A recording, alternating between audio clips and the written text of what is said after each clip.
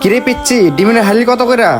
Uncle, আমি আজকের ডিমগুলা অনেক সস্তা দামেই দিতেছি, মাত্র 30 টাকা হালি। কি বলিস, এত বড় বড় ডিম মাত্র 30 টাকা হালি বিক্রি করস? এই পিচ্ছি, ডিম আবার নষ্ট হবে না তো? না না আঙ্কেল, আমার একটা ডিমও পচা হবে না। ডিমের হালি কত? আঙ্কেল, আপনিও ডিম নিবেন নাকি? আমার ডিমের হালি মাত্র 30 টাকা। কি বলতেছিস? এত বড় বড় ডিম 30 টাকা হালি, নষ্ট হবে না তো? না না আঙ্কেল, আমার সবগুলো ডিমই ভালো, একটা ডিমও নষ্ট হবে না।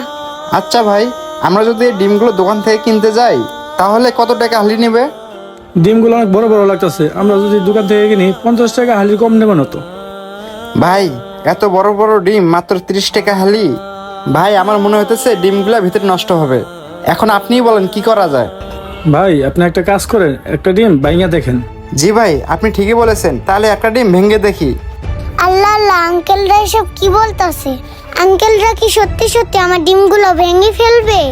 না না আঙ্কেল, আমার ডিমগুলো ভাঙবেন না, আমার ডিমগুলো ভেঙে লস করবেন না, বলছি না আমার ডিমগুলো ভালো আছে অনেক।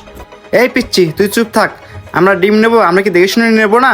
আঙ্কেল, আপনারা যদি আমার ডিমগুলো ভাঙেন তাহলে তো আমার অনেক বড় লস হয়ে যাবে।